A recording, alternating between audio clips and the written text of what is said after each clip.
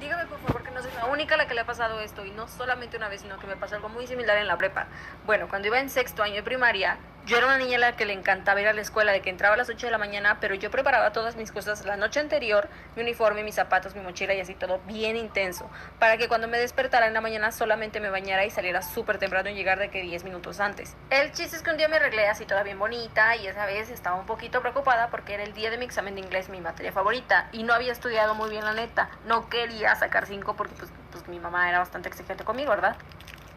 Iba en chinga loca toda prisa, de repente al llegar a la escuela el portón estaba cerrado y dije en voz alta, güey, no mames, llegué tarde, y toqué el timbre y nadie salía, y de repente ya después de tanto insistir salió la conserje Juanita y no manches, era sábado. Todo salió perfecto porque tuve 2 días más para estudiar para mi examen.